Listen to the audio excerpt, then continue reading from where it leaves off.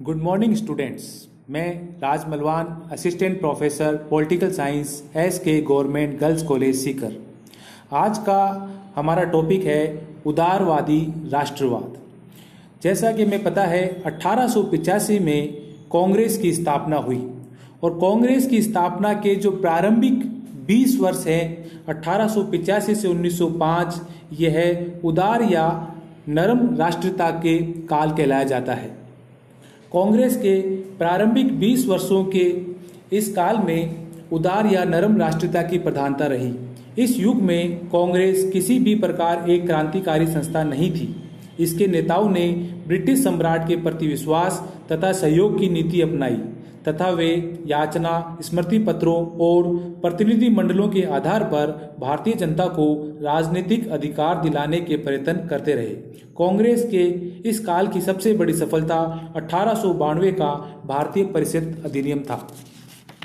अब हम पढ़ेंगे उदारवादी राष्ट्रवादियों की विचारधारा और कार्य पद्धति। उदारवादी कर्म से सुधार की नीति में विश्वास करते थे, इसलिए उनके द्वारा व्यवहारिक दृष्टिकोण अपनाते हुए बहुत अधिक ऊंची मांगे नहीं रखी गई। उदारवादी राष्ट्रीयता के 20 वर्षों में कांग्रेस द्वारा की गई प्रमुख मांगे थी भारत मंत्री तथा भारत परिषद का अंत, केंद्रीय तथा प्रांतीय विधान परिषदों का विस्तार तथा सुधार, भारतीयों की उच्च नागरिक तथा सैनिक पदों पर नियुक्ति और इंग्लैंड से आने वाले कपड़ों पर आयात कर लगाना आदि। कांग्रेस के द्वारा मांगों के लिए इंग्लैंड में भी प्रचार किया गया। जो उदारवादी थे हम उनके विचारधारा का अध्ययन निम्नलिखित बिंदुओं में करेंगे। पहला बिंदु है ब्रिटिश सम्राट के प्रति राजभक्ति। इसमें संदेह नहीं कि प्रारंभिक वर्षों में कांग्रेस का संचालन करने वाले उदार राष्ट्रवादी उच्च कोटि के देशभक्त थे, लेकिन वे अपनी देशभक्ति के बावजूद ब्रिटिश शासन के बड़े प्रशंसक थे। ब्रिटिश राज के उपकारों के प्रति उनके हृदय में कृतज्ञता का भाव था और वे ब्रिटिश साम्राज्य के प्रति राजभक्ति भी रखते थे। दूसरा पॉइंट, अंग्रेजों की न्यायप्रियता में विश्वास। उदारवादियों को अंग्रेजों की न्यायप्रियता में अटूट विश्वास था और वास्तव में इस विश्वास ने ही उनमें राजभक्ति की भावना को जन्म दिया। डॉक्टर पट्टाभी सीतारामैया के अनुसार उदारवादी नेता इस बात पर विश्वास करते थे कि अंग्रेज स्वभाव से न्यायप्रिय होते हैं तथा यदि उन्हें भारतीय दृष्टिकोण का सही ज्ञान करा दिया जाए तो वे इसे स्वीकार भी कर लेंगे। तीसरा पॉइंट है ब्रिटेन के साथ संबंध भारत के हित में समझना। अधिकांश प्रारंभिक राष्ट्रीय नेता पश्चिमी शिक्षा के परिणाम थे और उनका विचार था कि ब्रिटिश शासन ने अंग्रेजी साहित्य, शिक्षा पद्धति, यातायात और संचार की व्यवस्था और स्थानीय स्वायत्त शासन के रूप में हमें एक प्रगतिशील सभ्यता प्रदान की है और ब्रिटिश शासन ही आंतरिक अशांति और भारी आक्रमण से भारत की रक्षा करने में समर्थ है। चौथा पॉइंट है कर्मिक सुधार में विश्वास। उदारवादी राजनीतिक क्षेत्र में क्रमबद्ध विकास की धारणा में विश्वास करते थे और इस तथ्य से परिचित थे कि एकदम ही प्रतिनिधियात्मक शासन के लक्ष्य को प्राप्त नहीं किया जा सकता। तात्कालिक रूप से वे प्रशासन में आवश्यक सुधारों, विधायी परिषदों, सेवाओं, स्थानीय स्वायत्त संस्थाओं और रक्षा सेवाओं में सुधार से ही संतुष्ट थे और वे क्रांतिकारी परिवर्तन के विरुद्ध थे। नेक्स्ट पॉइंट है उदारवाद का लक्ष्य राजनीतिक स्वशासन की प्राप्ति। उदारवादी नेता यद्यपि सुधार में विश्वास करते थे, लेकिन इन सुधारों का अंतिम लक्ष्य भारतीयों के लिए स्वशासन की प्राप्ति था। वे ब्रिटिश शासन के अंतर्गत स्वशासन की स्थापना करना चाहते थे। सुरेंद्रनाथ बनर्जी ने कांग्रेस के दूसरे अधिवेशन में ही स्वशासन की बात कही थी। नेक्स्ट है उदारवादियों की कार्य पद्धति।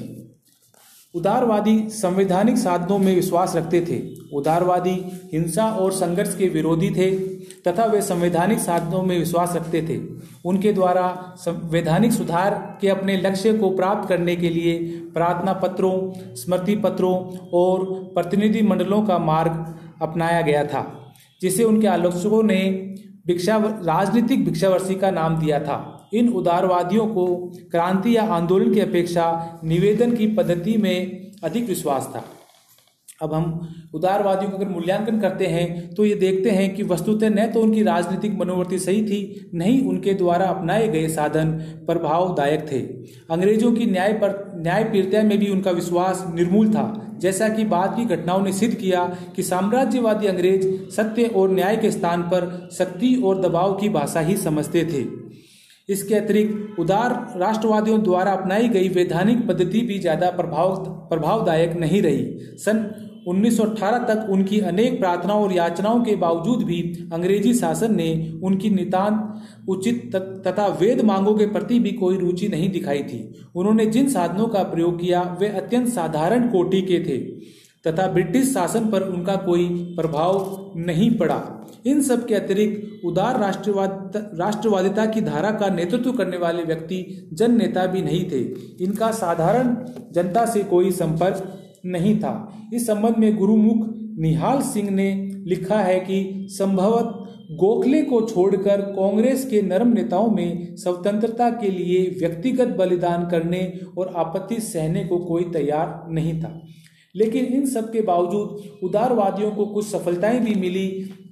जैसे सबसे पहले उदारवादियों ने ही ब्रिटिश शासन के दोष को जनता के सामने स्पष्ट करा या प्रकट करने का कार्य करा।